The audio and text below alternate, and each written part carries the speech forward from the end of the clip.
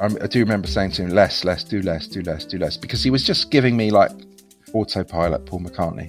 So he said, what's the matter? Don't you like a bit of whimsy? And then I said, not when there's a war on, Paul. It was me trying to be kind of dry and witty, but I think he read it as me kind of admonishing him. And there was this 3 or 4 seconds where that emerged, and I really felt it. I just felt this incredible wave kind of come over me. I just realised that's it. Chris Floyd, welcome to Viewfinder's Photography Podcast. How are you? I'm good. How are you, Graham? Nice to be here. Yeah, thanks. Yeah, it's good to have you. I'm so excited. Yeah, I so looking forward to this. I got your book this week in preparation for the chat, Not Just Pictures, and I've been loving it. Insightful, it's funny, really well written, and I'm loving sort of delving into your work and some of your backstory, and I'm just excited and grateful to have this time with you. So the book starts with a story about your grandfather, Sam. Can you talk a bit about Sam and what kind of guy he was and the influence that he had on you?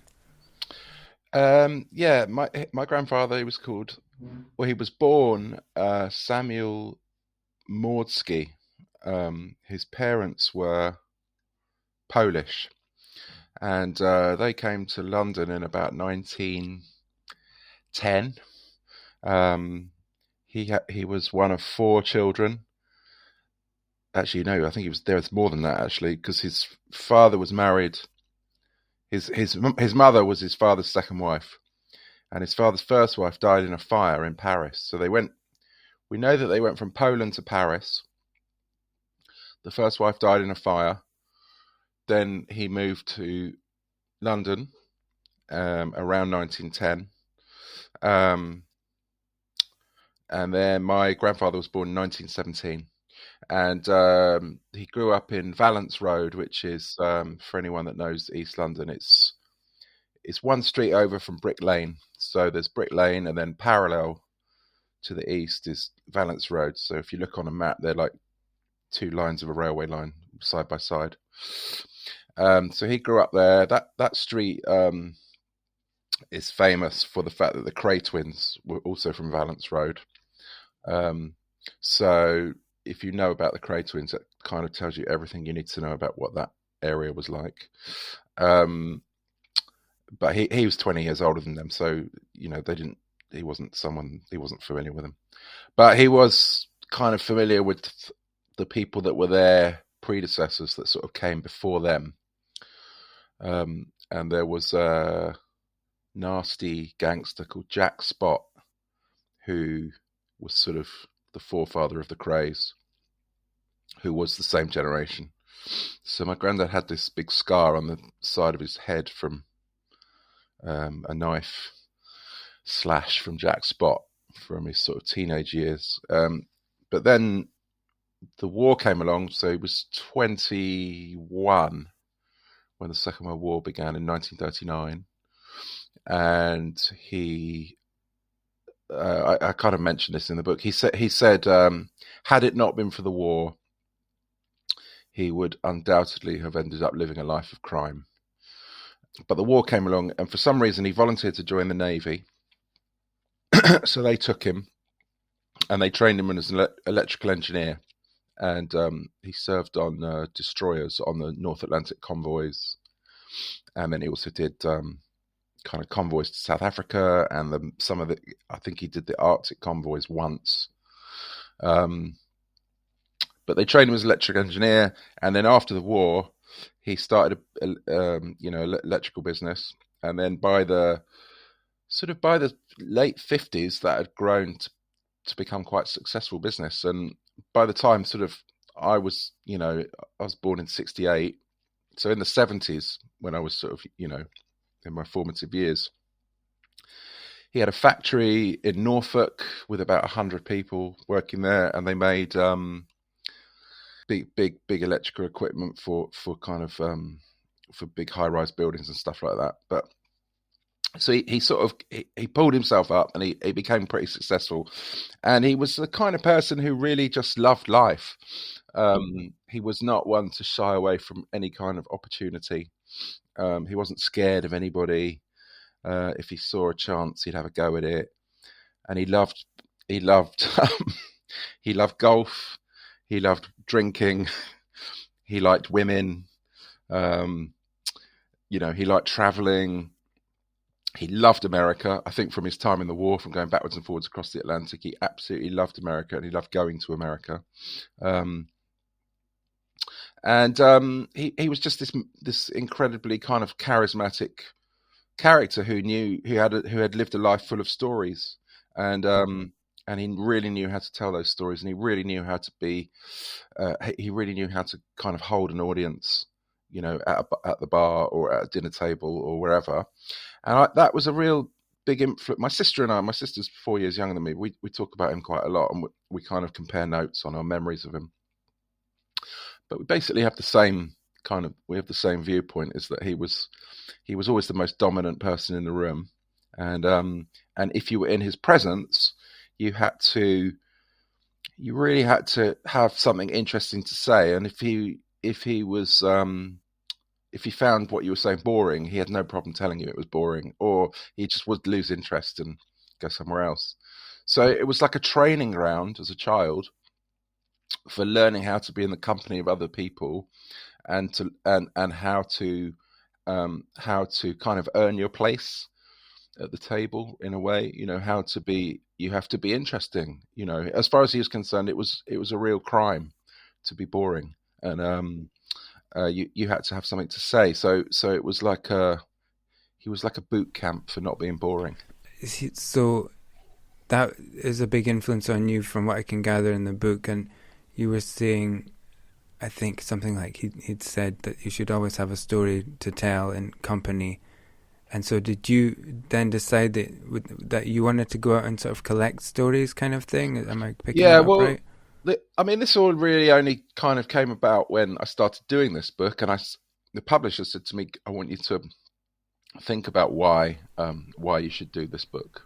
Mm-hmm. And that's really where all this came from. Was that was sort of during one of the, I forget which lockdown we were in, but it was one of the lockdowns, and they all kind of meld. They all compress now into sort of one big mush. But I kind of mulled it over for, it sat in my head for probably 2 months, and then I went out for a bike ride one day, and then while I was sort of doing my bike ride, it just suddenly, like a kind of, like in the movies when a safe cracker is cracking and then all the locks of the safe all tumble into place, and you're in.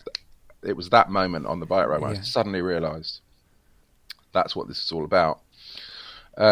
So the connection with my granddad and the book stuff is that I realised, oh yes, that's what I've been doing my whole life. Is I've been sort of obsessed with always having, not just coming back from a photo session with good pictures, but also I've kind of unconsciously been obsessed with coming back with a story to tell about how those pictures came to exist, and sort of always analysing what happened on a shoot.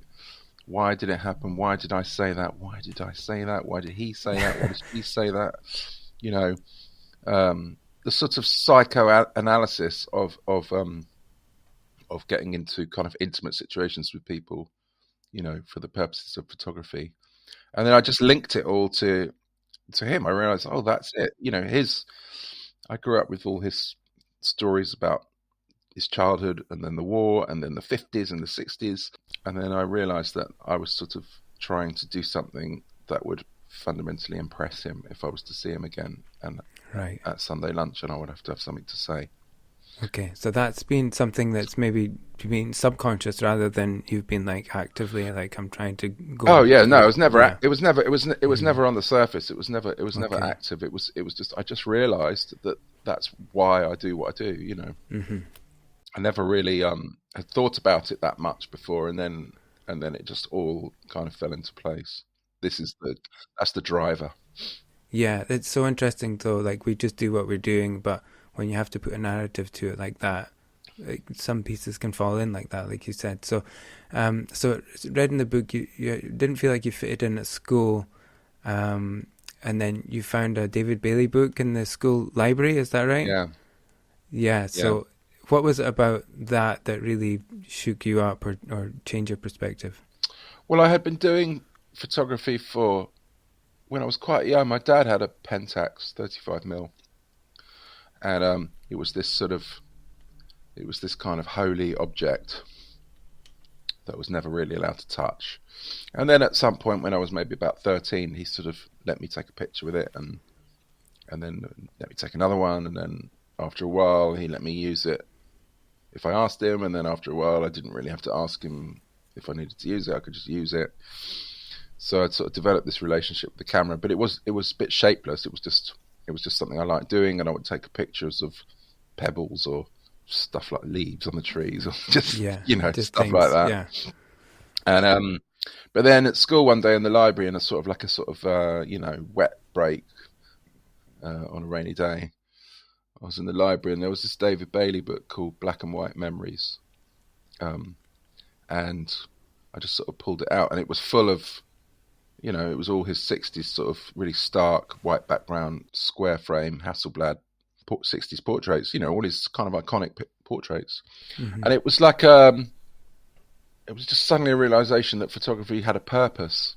Mm-hmm. You could do something with it, and it could take you places. And who is this guy, David Bailey?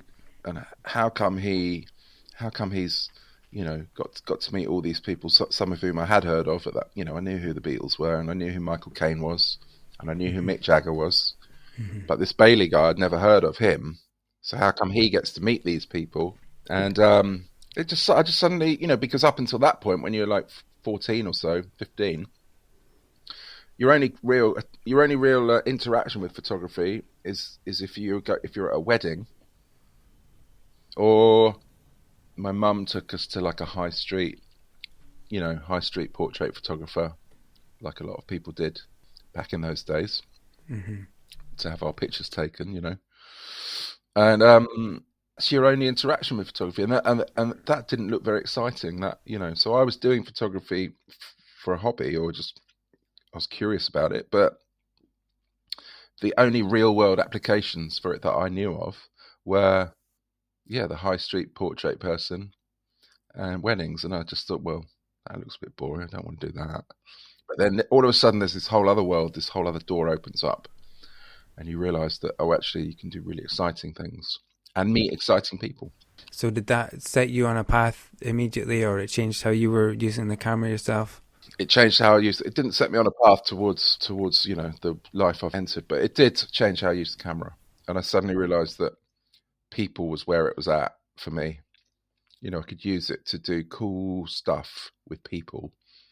And at that time, I'm like 14 or so, I was in a drama group, like sort of village drama group, and I started to take pictures of like the other kids and stuff, And to be perfectly blunt about it, it was a really good way to interact with girls in the drama group, So you could take pictures of people and take pictures of the girls in the group, and it gives you a reason to talk to them in a way that I would not have been able to before that.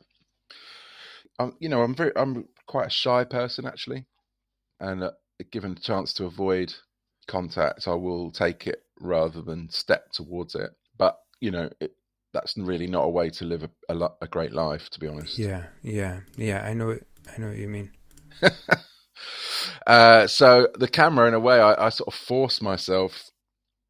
It forces me to go towards people, when my instinct is to step away. Mm-hmm.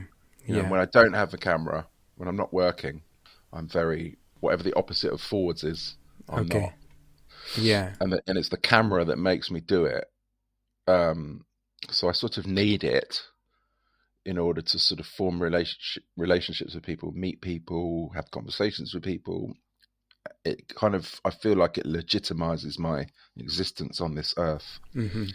And without it, I feel like my existence on this earth is illegitimate. Okay.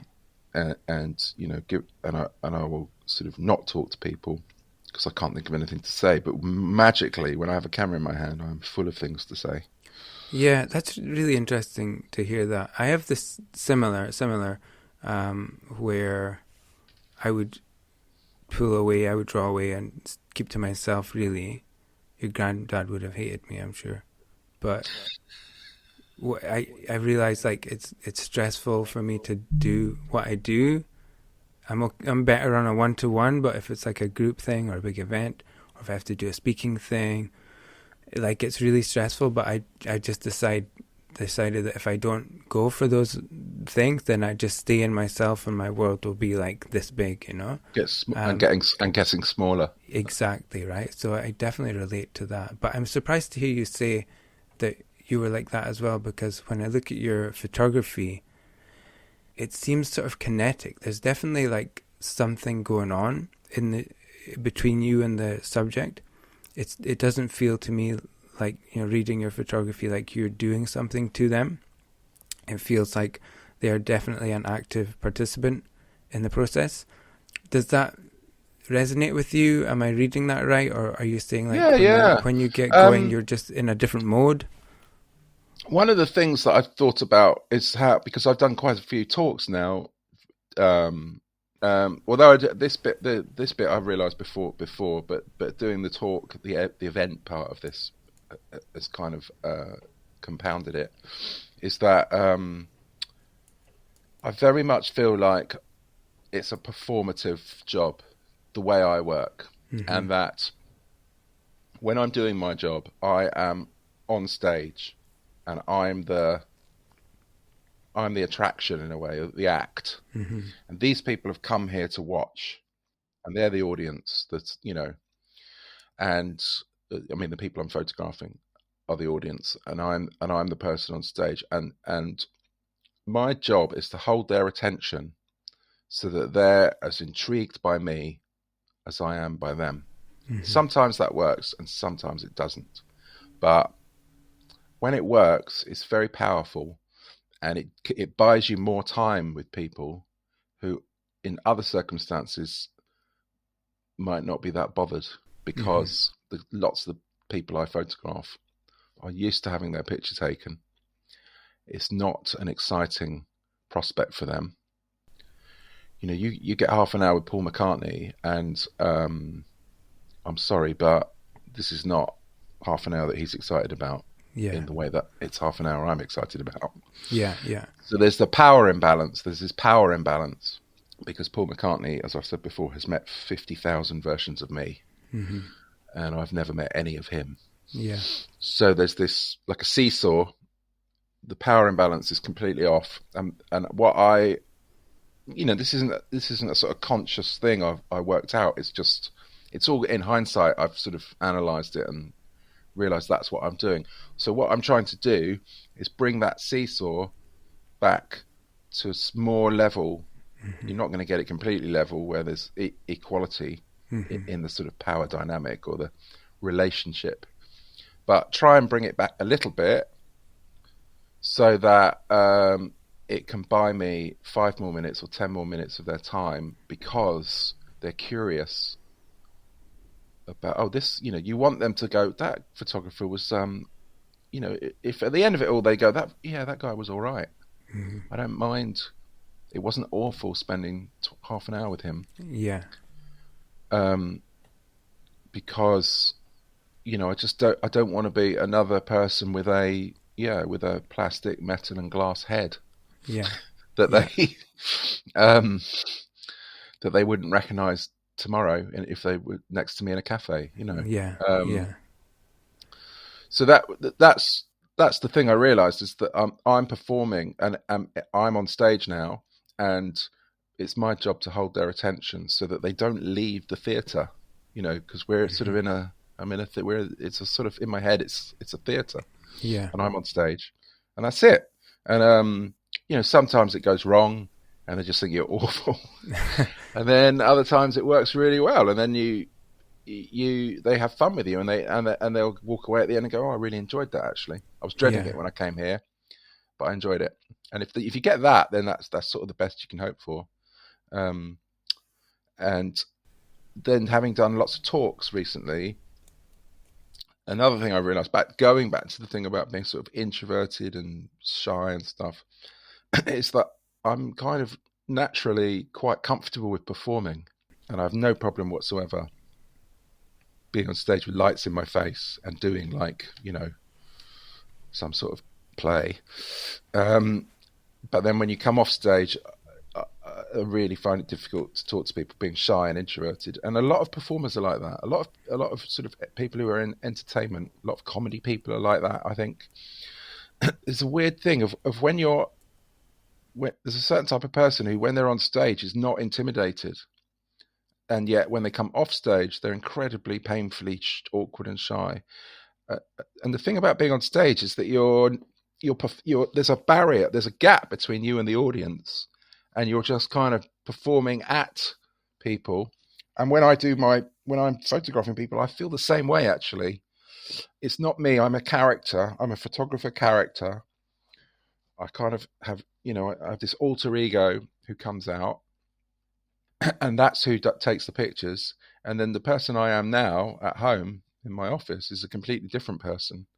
And I become this other thing to do the job. And I find that guy slightly kind of embarrassing and cringy, to be honest. Mm-hmm. But he's the person that gets the job done. Yeah. In a way that this person here, this Chris that you're talking to now, really wouldn't be able to get the job done. Yeah. And I have to kind of make this transformation to do the job. And this might sound, this probably sounds quite weird to people listening, but when I have a shoot to do, I really dread it. I wake up in the morning full of dread and fear, it's like stage fright. I've got to go on stage now and do the show, and what if it doesn't work, and what if the audience doesn't laugh, and what if they get up and walk out, and when I begin the shoot, I'm always nervous. I'm really tentative, awkward, bit. And I realise it's a sort of weird Jekyll and Hyde thing. I'm sort of in the process of transforming into this other person, mm-hmm. and I fully become that person when I get to a point where I'm really happy with how the pictures actually visually look. Mm-hmm. You walk this tightrope between having to have a relationship with the subject in front of you, and at the same time, you're trying to manage the technicalities of the photography, mm-hmm. and the lighting, and what it actually looks like, and how you want it to look. So there's this period where we begin, and the light maybe you've set up in advance, but then you get the real person in front of the camera, and the lighting doesn't look the same on them as it did when you tested it on your assistant. Yeah, and it doesn't work in the same way. You're like, oh, it's not quite right. I have to kind of adjust some lights, and there's this kind of awkward moments where you're not really in your rhythm, mm-hmm. because you take 2 frames, you look at it on a computer screen. That's not right. It looks terrible. Oh, I've got to move the light. I've got to change the light. You've got to do whatever you have to do. But when I get to a point where I'm really happy with how it looks, then I feel like this the alter ego is free to come out then. Yeah. And it's like, yes, I found my place on the keyboard, on the, I found the chords. Mm-hmm. The lighting is it's like finding the right chords for this tune. And then once you kind of found your chords, and it sounds harmonic, mm-hmm. Or feels harmonic, then I feel free. But up until that point, I'm really awkward and rambling. Yeah, I can relate to that. I don't know if this maybe normalizes it for you, but similar, very similar. And it's different for me. Like, I'll have, office people come in front of me, whereas, it's not Paul McCartney coming in, which is there are levels of pressure, but I can definitely relate to that. And then the light never looks the same as it did in the test shoot, which is so annoying. But do you feel so that you understand that rhythm on another level? There's all the dread in advance, but is there somewhere in you that you're like, oh, it's going to be okay, because it's always like this? Yeah, there's a point. I mean, my wife said it to me, she's like, you've been doing it for 28 years. What makes you think you're not going to know how to do it today? Yeah. And I'm like, yeah, but today might be the day. Today might be the day where I just seize up. Yeah. But I think that's just a fear of. I'm also, complacency is a terrible thing. Yeah. So I think when you're complacent, though, that's when it would go wrong, isn't it? So. yeah. So I think it's it's also almost like a drug. The adrenaline, the kind of stage fright feeling before you're going on, because that's how I think of it. I got to go on now. Yeah, yeah. Although there's no real audience to watch, I feel like I've got an audience. So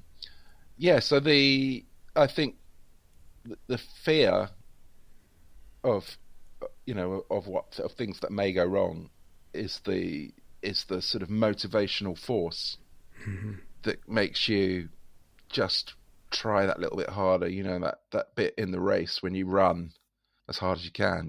Yeah. The sort of Mo Farah thing. Yeah, survival or a fight or flight kind of feel, yeah. isn't it, maybe? It's funny because people often think that people who come in front of a photographer think that we've got it all worked out, and that they come in and often they're the nervous ones. Not so much of people who are used to being photographed, but because I photograph all sorts of forms of human life, and quite often people are really, they're nervous. And then when I tell them that I'm as nervous as they are, they often can't believe it. They're like, why are you nervous? And I'm like, because this is my one chance with you today. Whoever you are, this is my one chance with you, and I want to get it right. I want it to be a good picture. I don't want to go to bed tonight thinking, well, that was a waste of a day. Yeah. So I'm nervous for that reason, and I'm nervous also that we have to have, again, whoever you are, you have to have a working relationship. You have to be able to, communicate and also stretch for things that might be a bit awkward to ask for. Yeah. It's weird having your picture taken. Again, going back to having done various events for the book, I've had my picture taken more times in the last 3 months than I have in my whole life. And it's horrible. It is actually horrible. Yeah. I don't know what to do with myself. I did a thing in Germany last week, and I got my picture taken there by 2 different photographers at this talk that I gave, and it was just absolutely teeth-grindingly painful to be done. But I could see how nervous they were as well. Yeah, they were nervous. Yeah, I think their nerves were making me nervous. Yeah, you were just mirroring each other the whole way.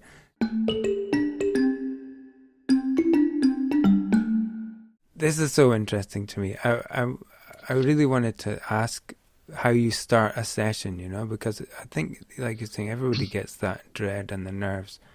But in terms of setting a tone, I do think it's because the subject's going to be nervous as well. They're looking to you to know what to do, that you know what you're doing.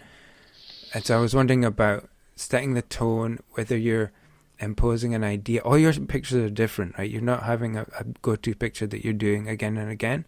So I find that really impressive, actually.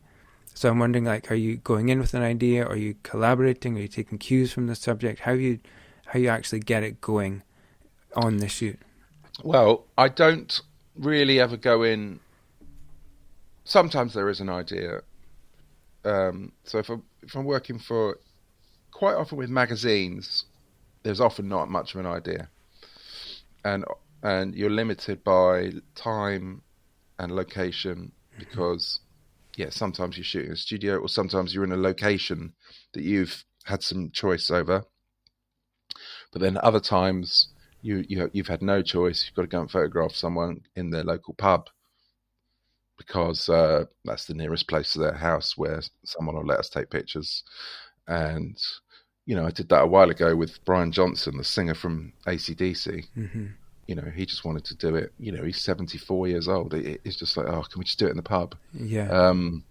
So I had to go to his local pub, and I had no idea what it was going to be like. And you get there, And then you got to just figure it out. So I don't have a go-to thing, but what I do tend to do is I tend to start off quite a long way away from them, like physically, so that I'm not in their face, because it's, if you only met someone 20 minutes ago, it's not pleasant for you to then be 12 inches away from them, with a camera, and they can hear you breathing. It's so I'm very respectful, physically respectful, by starting, and then what I do a lot is talk.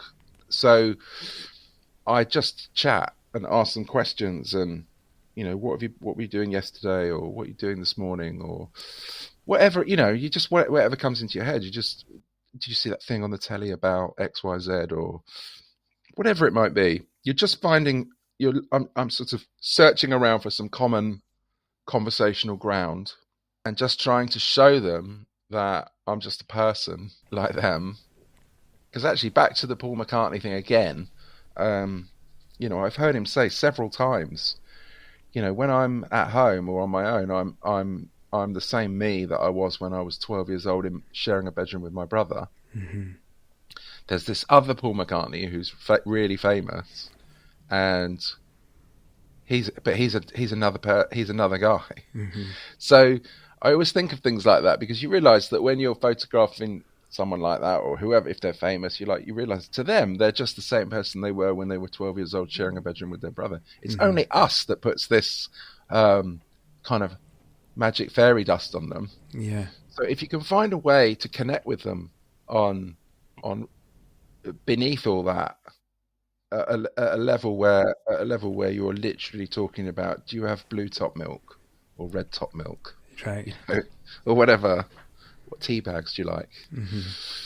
You just got to find a piece of common ground where normality can exist, and it can exist comfortably and in a way that's enjoyable. So that's sort of where I start. And then while I'm doing that, I'm also doing the thing I mentioned earlier about faffing around with lighting and technicalities. And I'm using that time, that conversational time. So very often, I've got an assistant, so we can kind of communicate with our eyes, without really having to use too many words. So I can kind of nod my head in one direction, look at him, and he knows what I mean. Or I'll give a wave of my hand to him, and he knows that means, push that light back, or turn it down, or change this or change that. So I'm sort of doing two things at the same time. One is I'm actually trying to sort of I'm kind of making the bed, Yeah. And the second thing is I'm trying to establish some kind of nice working relationship with them, and I'm doing those two things simultaneously. And the thing I'm also doing while I'm doing all of that is trying to give off the appearance of being like a swan, in that you don't want them to think that you're panicking. Yeah. Because often I am panicking. Inside, I'm panicking about the photography element. But that's all below so you're like a swan, like with your little feet paddling away under the water. But on the surface, you try to look really graceful and elegant, so that the subject feels confident about what you're doing, and that you're in command. And it's like going to the doctor, isn't it? You feel like when you go to see a doctor who has a good bedside manner and makes you feel you're in safe hands, you feel better about all of it. And it's sort of the same as that. I'm doing that. So that's how it begins. And then where you go from there it could be anywhere. And it depends, what kind of person you are, and also what mood I'm in that day. Some days I'm, if I feel really tired, I'll be, quiet and not say much. Oh, and I tend to mirror, actually. I reflect back what I feel I'm being given. Right. So I think I'm often quite reactive, which can be good, can be an advantage, but it can sometimes be a disadvantage, in that if I'm getting like passive aggressive vibes from someone, I mirror people in the wrong ways as much as the right ways. Okay. So if I'm met with someone who's really open and friendly, I'll be open and friendly. If I'm with someone who's being sort of weirdly passive aggressive with me and sort of monosyllabic, I'll kind of reflect that back. and then that's not a good place to start. And you kind of have to break out of that. And at some point, someone has to take the leap and try and break the passive aggressive mood. Yeah, but it's got to be you. But it has to be me. Yeah. Yeah, it has They're to not be. going to do it. So that leads me into one I wanted to ask you about, because so you've got your process there. You've described when it's going well, you can just kind of go with it and see where it goes. When it doesn't go so well, there's a story in the book about your shoot with Damon Albarn. It just sounded, I mean, I was there with you. It just sounded so painful. Do you want to, can you talk about how that one went down? And I'm sure it's not a knock on him. It's just like how the personalities lined up on the day or something like that. But what happened there? Yeah. Well, I'd never photographed him before, and I'm the same age as him. So, born in the same year. And also, not so much now, but, when I was in my 20s, people said that I looked like him, and I used to get it all the time. Right. Like, literally every day, someone would say it. So, there's this whole bit, there's all this baggage for me, which is that for 25 years, he's sort of been this figure in my life where people go, yeah, you know what you look like? You're like Damon Albarn. Ha ha ha. And then, of course, I get to go to photograph him. This is about, 8 or 9 years ago, at his studio in West London. And so I've got all this kind of baggage that I've been carrying around for years. But of course, when I walk into his studio, this is the first time in his life he's ever clocked eyes on me, and he doesn't know my name or anything. So that's a sort of that kind of seesaw imbalance thing. Mm-hmm. And also, I'm a big fan. I'm a big fan of his. Really, really love Blur, and actually more than Blur, I love all the other things he's done outside of Blur. And I think he's a really, truly creative artist. Mm-hmm. He seems to have an obsessive need to create music. Yeah. And I think that's fascinating. So I was really excited about it. But when I got to the studio, or his studio, we had set up a backdrop because, just a colorama, grey colorama. Because I got into the studio and it was a mess. It was a mess, but sort of not a mess in a good way. Mm-hmm. I just couldn't think of what to do with this studio space because it was full of all kinds of gear, but I just couldn't work out how to start with this. So I thought I'll put the backdrop up, and then at some point later I'll be able to figure out how to use this space to do something else. But I'm going to start with a backdrop. It's sort of like starting with a sorbet. Mm-hmm. Like it's just fresh, clean, easy. Yeah. Anyway, he came in and he sort of took a dislike to the fact that I put a 9-foot colorama up in this studio. Yeah. He's like, what? He goes, well, it's a bit formal, isn't it? I was like, well, I like to take pictures of people on backdrops sometimes. And so he sort of begrudgingly went in front of it. And he was just very monosyllabic, and anything I tried to say to him, he responded to with sarcasm. It was like his default response to anything was kind of a slightly sort of teenagey, surly sarcasm, and it just got harder and harder. And so that thing I said, the thing we said about mirroring people. Mm-hmm. So I realised that I was doing the same. I was kind of not being sarcastic, but I was mirroring him with my own form of monosyllabic surliness. But then I realised, you've got to break out of that. You've got to stop, because it's just going to be a kind of like race to the bottom. Mm-hmm. So then I said, this whole thing this theory I've got about portraiture, and this thing that I call the collaboration confrontation line. Mm-hmm. Where there is this imaginary line between you and the subject, and for it to work, you have to meet each other somewhere on this line. And at one end of the line is collaboration, and at the other end of the line is confrontation. And you can meet at the collaborative end, or you can meet at the confrontational end, or you can meet half and half in the middle. But wherever you meet, you have to meet somewhere. So I started to kind of explain this, my theory of portraiture, and he just cut me off like within 2 sentences, and he just put his hand up and said, listen, I've had my picture taken more times than you've had hot dinners. I know what a good photograph is. I don't need you to tell me. He said something like, he definitely said, I know what a good photograph is. I don't need you to tell me. So that I don't know. It just came out of my mouth. The response. It was one of the rare moments in my life where, you know, that thing where you always think of the good response later. Yeah.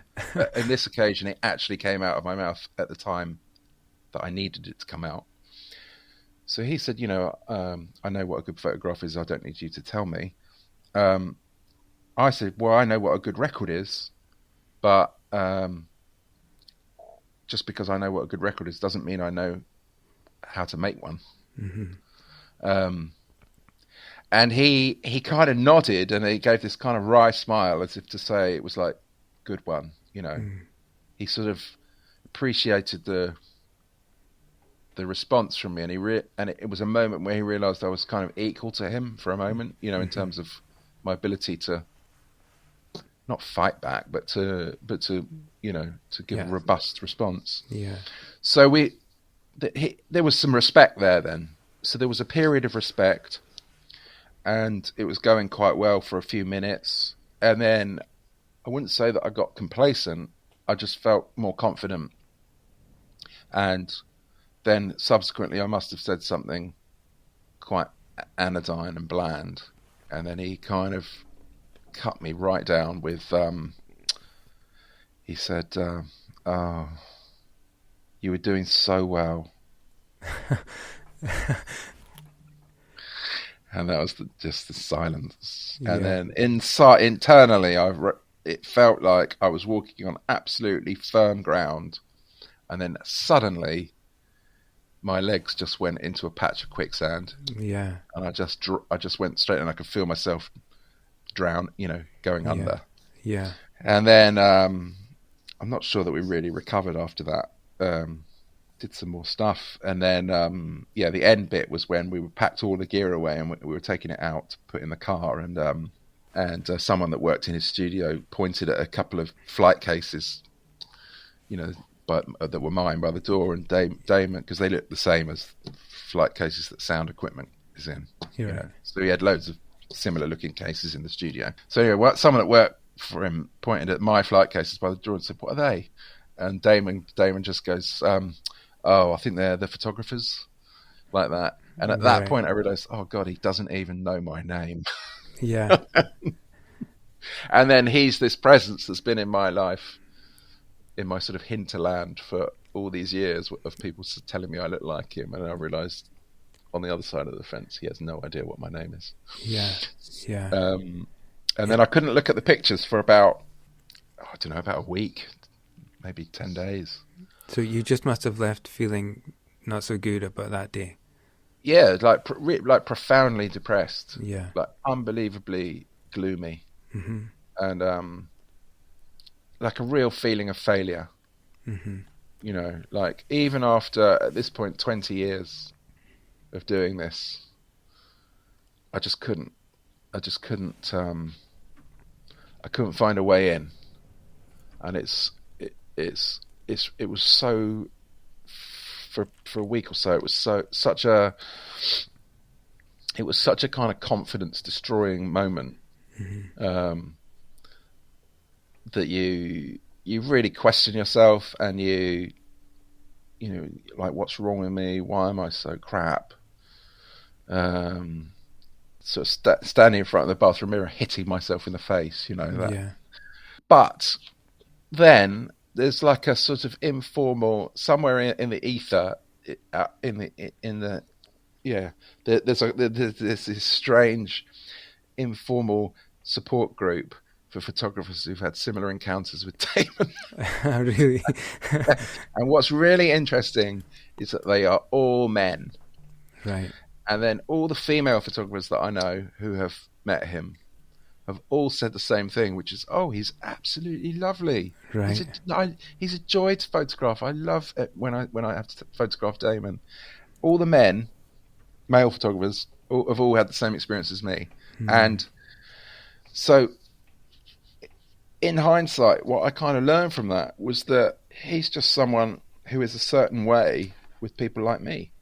And there's nothing I can do about that. So I'm okay with it now. I realised that it was really just a clash of personalities in a way, or not. It's not, clash isn't even the right word, actually. It was just it's a compound. It's an unstable compound. Mm-hmm. Whereas I think he seems to really enjoy the company of women more than men, and he seems to like being photographed by women, and that's a different type of compound. Yeah. So you realise that some compounds are just, it's an unstable compound and it's never going to work. So, it took a while, but you realise you can't blame yourself for everything. It's not always your fault. So when you went back to look at the photos then, after some time had passed, how did you feel about those pictures? Like, you felt like you actually did capture something there? Well, what I realised was that what I can do to them in sort of post-production or printing is, because when I shot them, they were actually quite light. Oh, right, okay. The skin tones were quite light. The background was quite light. They were quite airy. Mm-hmm. And then I just went the complete opposite way, and I just made them really, really heavy and dark. Like made his, print. If it was traditional darkroom printing, I would, they're basically printed about 2 stops darker than I had originally intended them to be, which is one of the miracles and joys of doing stuff digitally. You've got enormous scope for kind of post-shoot manipulation. And I just thought, it wasn't even a conscious. I just started playing around with them and trying to produce an image that reflected my experience of what it was like to photograph him, which was, it was really claustrophobic. Mm-hmm. It became a very claustrophobic experience, and dark. Like psychologically dark for me. Yeah. I'm sure he didn't think, as I said many times, he didn't give me a second thought the moment I left the building. Yeah, but for sure, that portrait of him is sort of representative of how I felt. So it's possibly that picture says more about me than it does about him. Yeah, well, yeah, okay. Don't they all? I mean, we could go down that. Yes, that's Avedon, isn't it? Yeah. Yeah, so I was reading not in the American West, there's a book about the making of it, which is the Laura Laura Wilson. Yeah, I've got that book. I actually like that book more. I mean, I love In the American West, but her book is actually the one that I pick up. Yeah, so interesting. I pick up again and again. So people were complaining. You'll probably know this, but they were complaining about how they were represented, or their relatives were represented in the project. And Avedon was going, "Look, the picture's not even about you; it's about me." Yeah. So anyway, so yeah, I really wanted to pick up on that collaboration confrontation line. I thought it was such a brilliant way of encapsulating what we do, because so many people come in a bit defensive or a bit wary for good reasons, and other people are just fine, and you always have to work that collaboration confrontation balance. I just never heard it put that way, but it's so accurate. And the picture of Damon Albarn as well, I would just to finish off on that one, you really captured, like, whatever the connection was between you got it, because he seemed like you captured a moment of him being terse or pissed off or whatever. But I think, because I was thinking, for me, doing corporate kind of stuff, I need to paint a nice picture of nice people doing a nice thing in a nice place. When it's what you do with musicians, that kind of thing, maybe it doesn't have to be that way. So do you feel like there's more room for, it could be whatever, as long as the intention is there? Well, often I have to take a nice picture for whoever it is I'm working for. But then I'm always looking for something for me as well. Something that's a bit maybe deeper, or, more revealing, that's kind of that's for posterity. Mm-hmm. Because often I feel that, that's who, I think I said that in the book, it's who I work for ultimately, is posterity. And if the work that I do here, I'm trying to do something that's going to have some kind of life after I'm gone, whether it goes I've got some stuff in the National Portrait Gallery. I mean, that's obviously kind of a national institution, so they're as good as anyone for preserving things. So I'm trying to do something that will live on long after we're all gone, so that you're working on a superficial level, which is who's paying you today, and can you deliver what they need for their needs. And then there's this other thing. Well, I've got a person in front of me here who may be remembered in 100 years' time. So I'd like to do something that in 100 years' time, when they say what did that person look like, that they might find my picture of them and use that as the sort of defining image of that person. So that's the sort of, I'm serving two masters actually. I'm serving the people that are paying me, and I'm serving my other master, which is posterity. I wanted to ask if it's okay about two more pictures. Yeah, of course. When I do this podcast, I have a list of people that I want to talk to, and I've been really lucky to talk to some real heroes. And one name on the list I just would never approach, because he seems like such a wild card, and I just don't. I know I couldn't handle him. Is David Bailey? Right. So I was really interested that you'd spent time with him, and it's such a lovely story actually. And I wondered if you could just tell us a bit about that experience. Obviously, a hero of yours, influential. So, what was it like to spend that time with David Bailey? Well, it came via Lucy Davis, who used to work at the Telegraph. The Telegraph had a really good photography blog on their website that she ran, and she emailed me and said, "Oh, I'd really want to do a thing where a photographer from one generation has a conversation with a photographer from another generation, and they just talk about how things have changed, and compare notes basically on a sort of generational level. Would you be interested in doing it?" And I said, "Yeah, of course. I'd love to. Who do you want the other person to be?" And she said, "Well, I was thinking of asking Bailey," and I couldn't. I was like, I didn't know what to say. I was like, "Well, yeah, of course, I'd love to." So what happened was she talked to Bailey's PA, and they came back and said, "Yeah, he's up for it, but he'd quite like to meet Chris for half an hour to just have a chat and see if he likes him, see if Bailey likes me enough to be bothered to do it. So can Chris come to the studio and just pop in and say hello, and if Bailey likes him, then maybe he'll do it." So it was like, pressure's on. Yeah. Be likeable. The date I went to see him was the 1st of March 2011, and the reason I always remember it was the 1st of March because that is St. David's Day. Right. And as I walked down his studio's off Gray's Inn Road in London, and as I walked down Gray's Inn Road, I actually stepped on a crushed daffodil on the pavement. I'm not making this up. Right. And just this thought came into my head: it's St. David's Day, but the David I'm going to meet is no saint.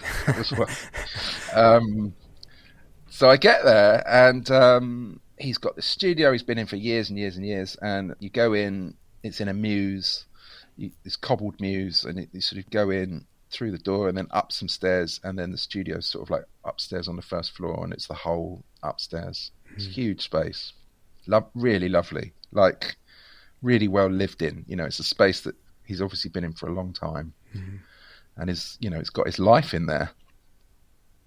So when I arrived, he was in the middle of the room on a stool, on like a bar stool, with a cape around him, having his hair cut.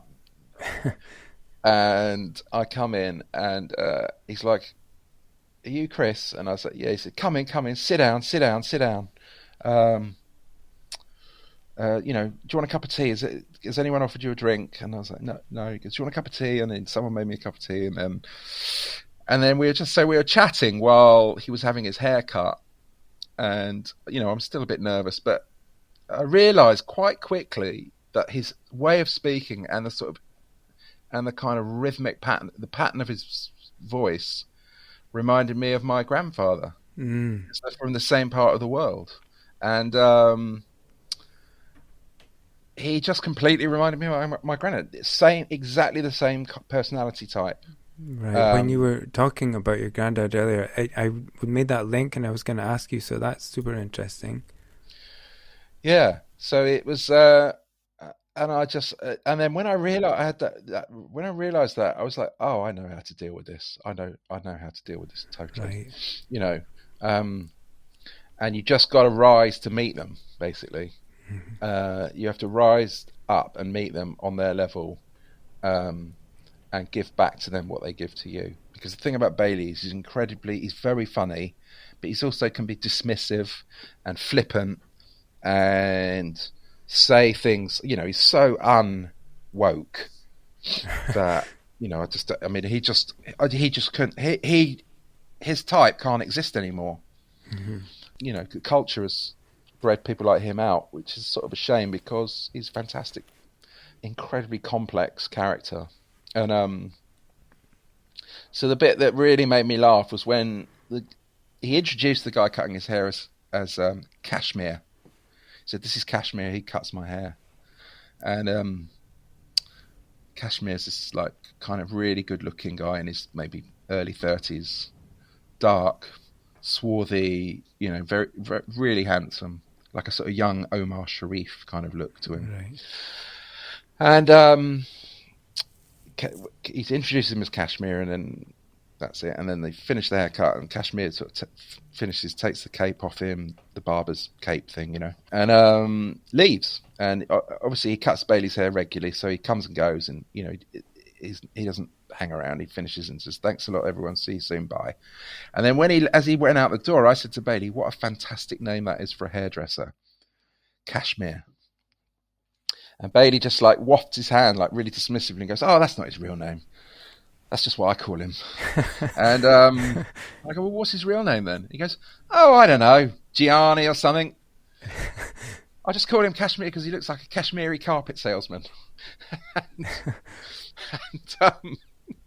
it was just this way that he just had given a persona and a name to this guy based on the fact that that's what Bailey thought he looked like. And the guy was completely and utterly fine with it and had no problem whatsoever. And then there was just this, we just got on like a house on fire, I think. And because I realised that really I just talked to him like how I would have talked to my granddad. And, he mentioned something about the Krays, actually, the Kray twins. He mentioned something about their mother, the Kray twins' mother. And then I said, "Oh, my granddad comes from Valence Road." And then he really wanted to know about all that then when I told him that. And then that thing I said earlier about finding a way to make them curious about you. That was the point at which he was curious about me suddenly. Right. Because I had a link to that world, the world that he's from. And, a world that I'm not far removed. I didn't grow up there, but I know a lot about it from my family. So then suddenly there's something about me that makes him curious about me. And then we just talked all day. Like it was supposed to be half an hour, cup of tea, say hello, go. But it got to like 3:00 and, I got there at like 10 and, it got to 3:00 and I was like, I've got to go because I had to go and pick up my daughter from school. And I was like, I've got to go. And he's like, "You can't go. You haven't seen my dark room yet." And, suddenly it was like suddenly I couldn't get rid of him. Right. It was, I've got to go and get my daughter. I can't be late. He's like, "Come on, look, just let me show you the dark room." So we went downstairs to his dark room and, we just stood in there chatting while he did a print. I wish I could remember what the picture was now, but I can't. But anyway, we stood in the dark while he did some black and white printing and chatted a bit more. And then he said, "I don't know if I want to do this this thing for the Telegraph." He goes, "I don't feel particularly good about magazines anymore. So I don't know if I want to do it, but I've really enjoyed meeting you, but I might do something else with them. And if I do, maybe you could come and take my picture for it." And that's what happened. So we never did our sort of head-to-head thing, but he did this other thing, and I went and did his portrait for it. So I went back a second time and photographed him then. And then that was quite funny as well, just him sort of playing mind games with me over my sort of camera setup. Right. And just sort of taking the piss, really, you know. He was like, what shutter speed have you got? What shutter speed have you got? And I was like, it's a 60th or 60th. And he went, you sure? It sounds like a 30th to me. And I was like, stop trying to mess with me.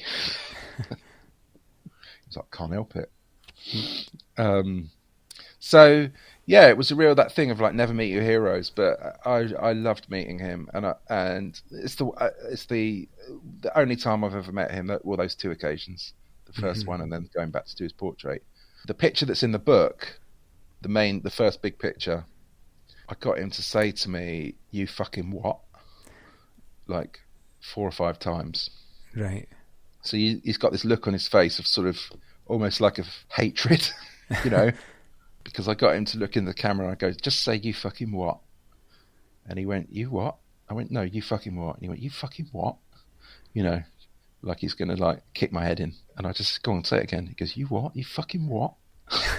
And we did it like 5 or 6 times. And I just love that, you know, the sort of confrontation of it. But it was a real magic moment, actually, that, you know, really, really fantastic moment, you know. Yeah.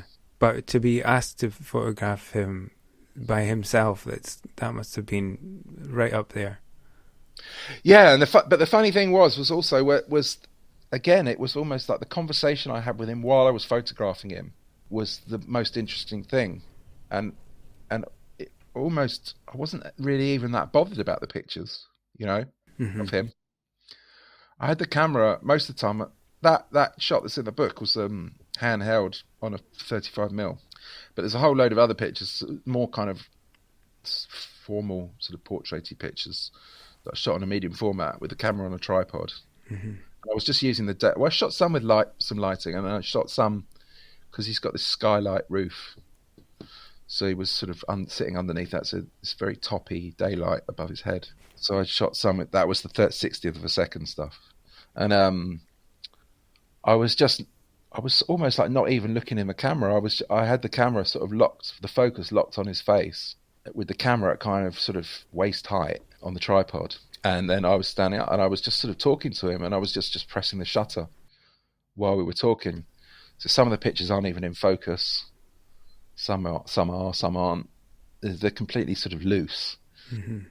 Because I was actually just really enjoying the act of standing there photographing him. And it was almost like that was more important to me than what the camera was recording, in a way, you know. Yeah. I don't know why I thought like that. It was because afterwards I was just thought, I should have paid a bit more attention to what I was actually doing. But I was just really enjoying just being in the moment of just standing there talking to David Bailey while taking his picture. Yeah, I can understand. You just wanted to maybe stay in the moment and not break that by interrupting with instructions and whatnot. Yeah, because I knew that what I could get out of him conversationally was going to be more valuable than the pictures that I might get. Yeah, I think, you know, in terms of what he said about how he does what he does. But he said the same thing, you know. I just talk to people. I just talk, and it was sort of quite reassuring to hear that, because sort of that's what I do. Because you're just trying to forge a connection with the other person. I think you want to go away at the end of the day feeling that you've had, I met a new person today, and they exist and they live on this planet at the same time as me, and that was quite a valuable thing, you know, on a sort of existential level, anyway.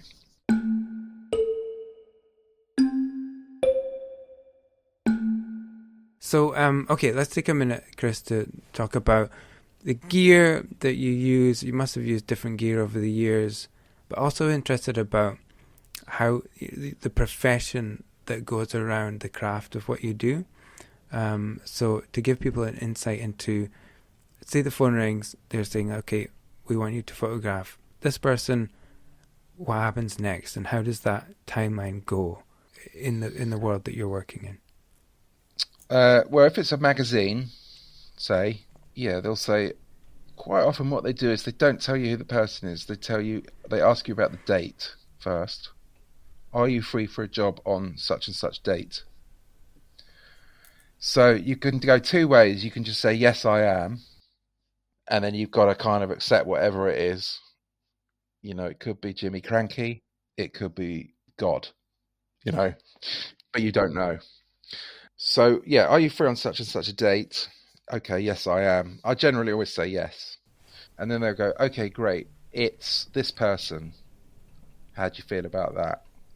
And then generally, with almost very few exceptions, I'll just say yeah, because that's what I do. I'm not here to make judgments about people based on how I feel about them personally. I'm a professional, and my job is to... So, and also, it's just nice to work, to be perfectly brutal about it. Yeah. It's nice to work, and it's nice to get paid, and it's nice to have a day doing something rather than a day of doing nothing. So that's it. And then, so that's the date. Okay, we've got them from this time to that time, or we've got them for a whole day or half a day, and then there'll be a conversation about any ideas that the magazine may have had in advance, and what do I think about it, and how would I go about it? Or they may say, what do you think we should do? Just go to a studio, or quite often, you know, you can go to a location house. So, you know, there is a whole world, particularly in London, of film location houses where people put their houses up as film shoot locations. Right. And, you know, there's a whole world of millions of interesting spaces. So maybe we'll do that. Or maybe we have no control over it at all, and we've got to go to wherever the subject is, a location of their choosing, or it might be a hotel room or someone's office, which is always a dreaded one, because an office is an office. It's not a photographic location. So that there's that, and then really from there, it's that's kind of it. And then I'll think about how I might do it if I know what the location's like, or if it's a studio, I'd start thinking about how I want to sort of light them, and then you've got things like styling, like what they're wearing, hair and makeup, particularly if it's a woman, and then that's sort of it really. And then you're all thrown in a room together at the same time, and whatever you come up with is what you come up with. I'm quite spontaneous in that I tend to just enjoy. I mean, making it up as I go along it's not quite that, because that just sounds like you're just going in any one of 360 different degrees. But what I really like doing is having some semblance, some outline of an idea or a concept, and then once you kind of have the demarcation, the outline of the... If you think of it as staking out a plot of land for where you're going to build a house, we're going to build the house here. Here's we bang the stakes into the ground. This is where the house is. But then once you get inside that plot of land, how you build that house is a bit more freeform. Okay. And you can kind of, I like to have room for spontaneity inside a kind of formal, semi-formal idea. Okay. That's, for me, is a really nice way to do it. And also, I think it's really important in your work to keep an area where new, interesting things can happen. So you can kind of get your safe result, the thing that the client or the magazine or whoever is going to be happy with. Mm-hmm. And then once you've got that, once that's kind of in the bag, you then kind of carve out a bit of time and space for yourself to do something a bit different, something that may not work. Mm-hmm. But it's a kind of, you have to allow new things, you have to allow naivety to flourish inside a professional space. Mm-hmm. So, because that's how you prevent yourself from becoming jaded and repetitive. So it's interesting that you said earlier, you said something about my pictures are all kind of different, and kinetic was the word you used. Yeah. I think a lot of that has to do with the fact that I always try and at least, if I've got, say, 4 pictures to do, they say, if the magazine says, oh, we need 4 shots, 4 different looks, 4 different outfits, I'll try and make one of them, the 4th one, like just something completely wild, as in, let's just try this. We've got half an hour left. Let's just have a go at something bonkers, and see what happens. Yeah. Because that's how you get more quivers in your arrow. More arrows in your quiver. Right. If you know what I mean. Yeah. I sort of think of what I do as, I feel like, it's like having a quiver full of arrows on your back. And each of those arrows represents a style or technique or a way of doing things. And by having a little area of your work where you try new things, it's a way to make new arrows for your quiver. Yeah. It's quite a weird word, isn't it? But that's, does that make sense? That just trying to, and also, and being upfront and honest about it, actually, with people. Saying, look, I'm going to try this. I've no idea if it will work or not. Yeah. It might not work. It might fail terribly, but it may succeed tremendously, and we'll have made something interesting and new. And if you have already done 3 or 4 pictures before that where they've worked and the people are happy with you, it demonstrates that you have a confidence in your own ability to create something in the moment. And people generally really respond to that positively because we've done 3 pictures, 4 pictures, and the people in the room really like what you've done. So you've shown that you can do it. So let's try something new. It's like let's just have a go at something. And people kind of generally get quite excited by that usually. Is there an example of when that's really, really worked out and that's become like the banger shot from the session? Quite often the banger shot comes completely from serendipity. There's a White Stripes picture in the book that is, they're asleep on the couch. I mean, technically and photographically, there's nothing to it. It's just, it's really a snapshot. But the thing is they were jet lagged. They come from Los Angeles to London. And they were completely jet lagged. Halfway through the shoot, while we were changing the setup, they both fell asleep on the sofa in the studio, and in their White Stripes clothes. And I just turned around and I was like, "That's the picture there." And we were shooting with a 10-8 plate camera actually. Oh, wow. And so I had to sort of wheel that around, load it with a couple of sheets, and shoot. Yeah, those frames, and that's my favourite picture from the whole shoot. That one of them asleep, and it's nothing to do with me. It's entirely brought about by the circumstances of the day, and I had no input or control over it. It just happened. Yeah, but it's also about having the grace to acknowledge that sometimes fate can deliver you better results than your own obsessive need for control. Yeah, I think you obviously have that openness though. For that also comes about from actually being confident in my own abilities as well. If I was really insecure and doubtful about my ability to deliver good pictures, I would be probably more reluctant to acknowledge that the one that I had nothing to do with is the best picture. By doing that, what I'm saying is, look, I know I can do it, but on this given day, this fell out of the sky into our laps, and don't look the gift horse in the mouth, sort of thing, Yeah. And, so it's that's really also a way of saying the subtext of that is that I've got confidence in myself to acknowledge when someone else's ideas may be better. Yeah, I think it's a way of showing that you can be collaborative with people and not overly controlling and dictatorial and stuff.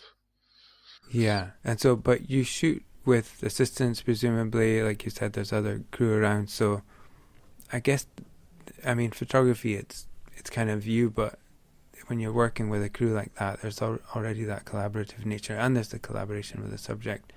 Yeah, totally. But we still kind of want to control it, but what I'm getting at, I suppose anyone else or somebody else would have looked at them and gone, "Oh, the guys are sleeping. Let me set something else up over here." Whereas you've had the openness and receptibility to see that as an opportunity, right? Which I think it says a lot about your work, actually. It's also afterwards looking at all the pictures, the whole shoot, and that was all shot on film. That's all pre-digital. I had all these ideas for them. I was really excited about the White Stripes. I love that. They were great music and a great image. And it's looking at all the results afterwards when you've got all spread out on a table. And I've got all these things in front of me that were my ideas, and then looking at the one picture that wasn't my idea and sort of having the courage to say, you know what, that's the best one. The point, I think what I'm trying to say is that it's not in our control. It's having the awareness to recognize that what happens to us in life is not in our control. No matter how much we think we might be in charge of our destiny on a sort of deeper philosophical level, we're not. And that image for me sort of represents that on a kind of micro, in a small little way. It just represents in this world where photography is the one part of my life where I probably have more control over what I do than any other part of my life. I've got teenage children. What they do when they go out of the house is completely beyond my control. I'm married. What my wife does when she goes out of the house is beyond my control. If there's a thunderstorm and a tree falls down in the garden, it may or may not come through the roof. That's beyond my control. But in my little world of photography here, that I can control. And then inside this world that I can control, I've ended up with a result where the best image is something that I couldn't control. Yeah. So it's just, I've never thought of any of this before. I'm just saying this out to you now. It's just in a sort of Sood's corner, philosophical way. And if you can acknowledge that what happens is what happens on any given day, and if you can be all right with that, then you can sort of get up in the morning and go into the day with a sort of open mind about things, and just let sometimes you can steer events or guide events, but you can always control them. Yeah. So I know photographers and friends who are obsessively controlling about everything they do, and the fact is they're stressed by it. They're never satisfied, because the more things that you can control, the more things that the more successful you become, the more respected you are in your career, the more money you might earn. Those are resources. Those are things that give you the power to control things more. So the more you can control, the more things there are that you then need to control. Right. It's like it's an exponential thing that will never stop getting bigger.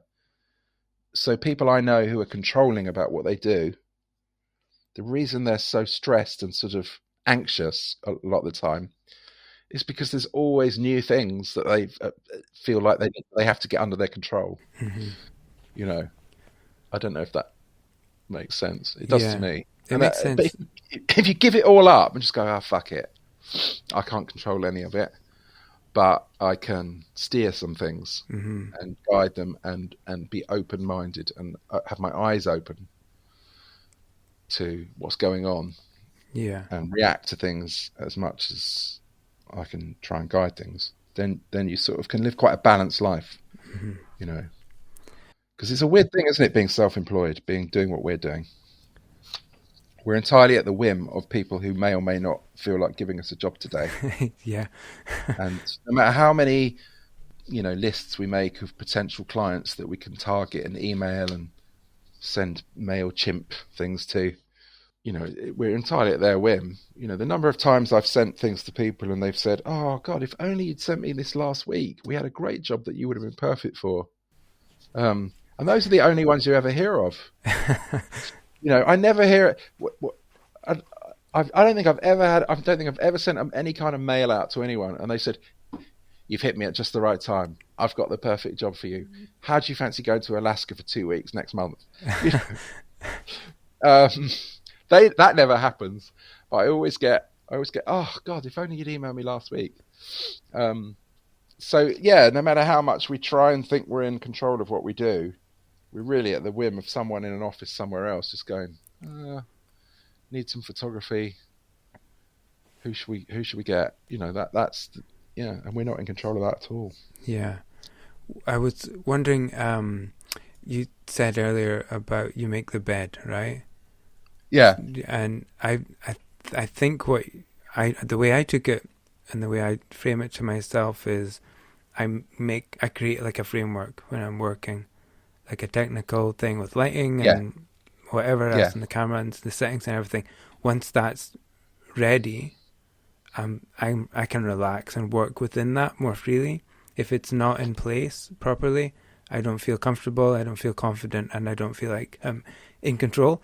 But I think once I've got the framework, I don't know if this is exactly what you were saying, but when certain things are in place to allow me to have the conditions that I need to do my best work, then I'm happy and I can be relaxed.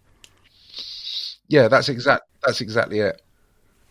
That is exactly it. Okay. It's the same thing. It's once everything is in its right place, it's about a need to kind of establish a kind of order over the situation, I think, isn't it? Mm-hmm. And if everything feels calm and orderly and how you would like it to be, then you feel like you're ready to take step number one forwards. All that stuff is getting you to the start line. Yeah. And now I'm ready to kind of run the race.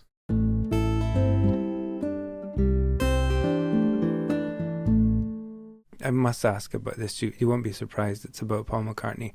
And I was reading this story in the book. I can relate to the anticipation, the dread. You got there, and then the sense that it was slipping away, and then you had to speak up and sort of speak back to Paul McCartney. Yeah. I was just gripped by this whole story. Can you give us a quick run through of that one? It goes back to some of the things I was saying earlier, in that I'm highly aware of this thing that I think of as the power imbalance, and he's just not that bothered, not because he's rude or uncaring, but because it's something he's done like a million times before. He's been doing it for since he was 20 years old. But for me, it's everything. Going back to that story about the David Bailey book in the school library, the first picture I saw in that book was Bailey's picture of John Lennon and Paul McCartney. Right, that's insane. That was the one that hit me really hard. That just something so elegant in the simplicity of it, the sort of monochromaticness. And so there's this whole link from that to, and then I'm an absolutely huge Beatles obsessive. Read lots of books about them, got all the records, got all the solo records, So he's sort of tied. He in a nutshell represents everything. Why I got into photography was because I saw that picture of him and Lennon by Bailey at the age of 14 or so, 15 maybe, and it hit me it just seemed so exciting. And here he is right now in front of me, and it's the same person, and he's right now in front of me. So there's all this baggage that I'm carrying, and I'm it's like psychologically I'm walking into the room carrying a massive suitcase that's really heavy, and he of course can't see that and doesn't know about that, and doesn't really care.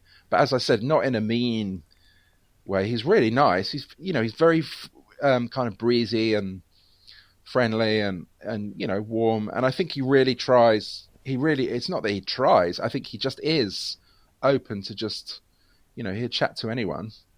Just don't be a dick, basically. It's that thing of human to human. Mm-hmm. He wants to have the human encounter. So I'm keeping this completely human, And it's not in the book because after it went to press, the book.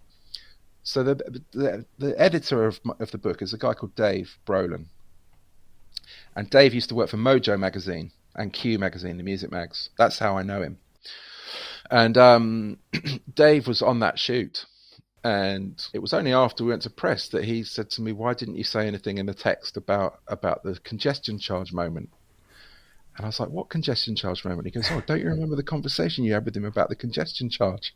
I was like, "No." And then he started to say it. Dave started to remind me, and then it started to suddenly come back. And what it was so the shoot was in this arena in East London, where it got demolished to make way for the Olympic site. And it was only a few weeks after the introduction of the congestion charge, which was like £8 a day to drive in or through central London. So we had gone, I came from sort of West London, across London to East London with all the equipment in the car. So I'd had to pay the congestion charge. And I knew that McCartney had a house. He's got this house in St John's Wood near Abbey Road that he's had since the 60s. That's his sort of house in London. So I knew that for him to get to his house, to the arena, he'd have to go through the congestion zone as well, right? So Dave reminds me of this whole thing that I'd completely forgotten about in subsequent years, but then it all came back. And I said to Paul, in my attempt to be human to human, I said, "So, how long are you over here at the arena?" Because him and his band were using this arena to rehearse for a world tour of arenas. So they weren't playing in this arena. They weren't doing any gigs, but he had booked it for about 2 weeks just to do rehearsals in, like an arena space, so they could get the feel and to run through all the lighting and, basically doing dress rehearsals. Yeah. So he's going to this arena every day for 2 weeks. And I said to him, how you feel about the congestion charge, having to, you got to pay that every day to get to work. And he's like, "What do you mean?" And I said, "Well, the eight, you got to pay the £8. Is that a big knock for you?" And this is my attempt at my dry sense of humour that falls flat. Is that a big knock for you, the £8? He said, "Oh yeah, no, actually, I've got a house. My house is inside the no, that's right. I'm a business owner. And my business address is inside the Westminster zone. So I get a discount. I get the 90% discount off the charge. So it's not a problem." And that was the bit that Dave really remembered. Was that the exact words that Paul said were, "I get the discount, so it's not a problem." But our attempt at sort of pointing out that this is a man that really doesn't need to worry about an £8 cost, just completely flew over his head. That's what the point was. So anyway, that's where we began. And then, we had this whole thing of him just sort of not really engaging with me on a level that I was hoping for. So he was slightly distracted. There's people all around because the whole crew are there because he's doing this big rehearsal. There's people that need his attention. People have got, people have got questions about something, or this lighting director wants to ask him about something specific. So we don't have his 100% attention. And what I'm really the picture I did get the picture I got that's in the book, that big portrait. Mm-hmm. That's what I wanted. But to get there was the painful part. Right. And I had to wade through all this kind of him not really being engaged with me, slightly distracted, nice, but distracted. And I was getting more and more frustrated and flustered inside whilst trying to maintain swan-like demeanour.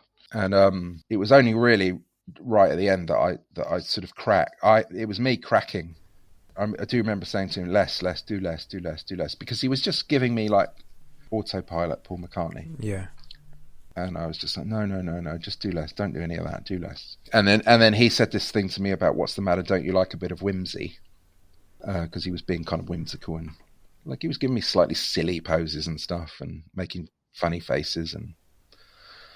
And they said, "Don't you like a bit of whimsy?" And the other thing that was happening in the outside world at the time was the Iraq War, the Gulf War, 2003, which just started. and that was only a few days earlier that had started. And so he said, "What's the matter? Don't you like a bit of whimsy?" And then I said, "Not when there's a war on, Paul." And I said it in this really, again, it was me trying to be kind of dry and witty. Right. But I think he read it as me kind of admonishing him, almost like saying this is no time for whimsy when there's a war on, when actually I was sort of in my head, I was kind of doing it like Captain Mannering from Dad's Army. Right. But it's sort of, I think he just misread it. And that's when that picture emerged, was at that hit my response to the whimsy thing. So he gave you that harder kind of look. Yeah, I think he just kind of had enough of me. It was like, he'd been nice. And then there was a moment where he just thought, I've had enough of this guy now. And there was this 3 or 4 seconds where that kind of emerged, that the way he looks in that picture. Mm. And I really felt it. I just felt this incredible wave kind of come over me. And I just realised that's it. And I was shooting on a Mamiya RZ 667. Right. So it's on tripod, it's like waist height. I'm looking, I got a, waist level finder. And I had been looking through that viewfinder just a frame or two beforehand. And then when he said the thing to me about, don't you like a bit of whimsy? And I said, not when there's a war on, Paul. I had stood upright and I was looking straight at him. And when that face, I knew that I didn't have enough time to get back down to the waist level finder to check the focus. So I just hit the shutter button straight away and just prayed that it was in focus. And I was shooting at probably like f11. Okay.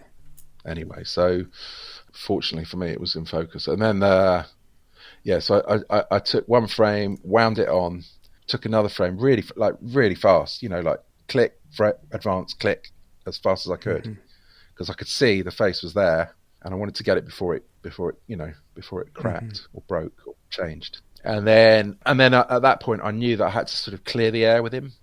So I said, okay, I said, that's fantastic. That I said something to him like, that's exactly what I wanted.